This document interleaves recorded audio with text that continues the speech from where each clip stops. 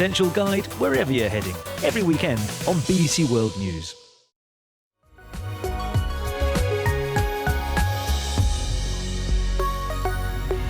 The Travel Show, sponsored by Turkish Airlines.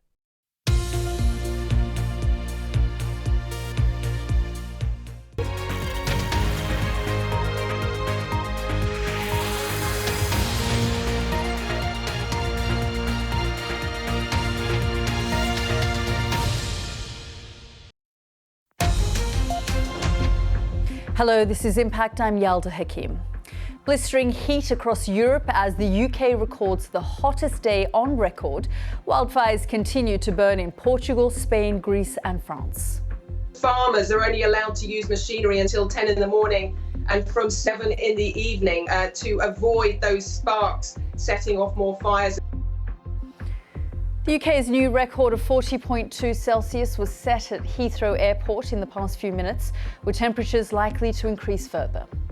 Sri Lanka's parliament will choose between 3 candidates to become its next president as the island continues to face an economic meltdown.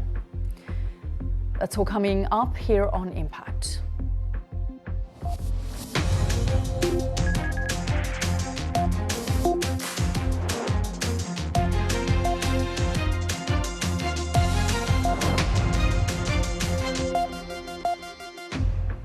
Welcome to the programme. The UK has just beaten the record for the hottest day ever. In the past few minutes, the temperatures have hit 40.2 degrees Celsius at Heathrow Airport, and it's still getting hotter. Western Europe is also sweltering in a ferocious heatwave, with wildfires raging in several countries.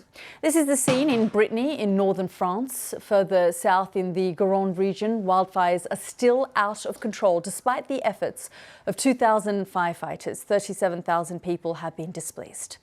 Some 30 wildfires continue to burn in Spain despite a drop in temperatures.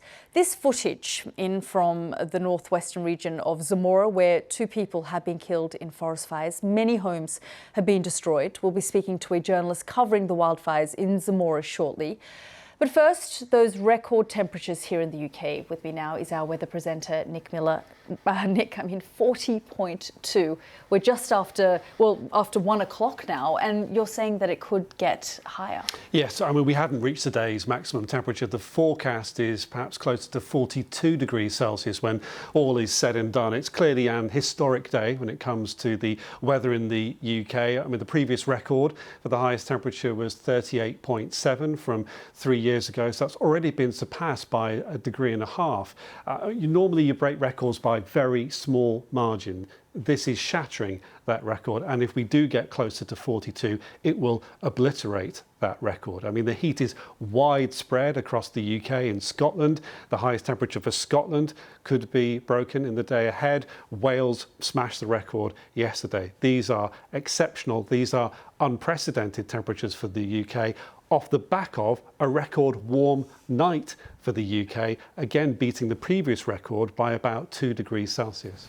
So I suppose, the question on everyone's lips, and what's causing this? Indeed. So we talk a lot about the numbers. They are grabbing the headlines for rightful reasons today, but it's the meaning and the significance of all of that. We have a weather pattern which has brought extreme heat into Iberia, which has brought that heat through France and into the United Kingdom.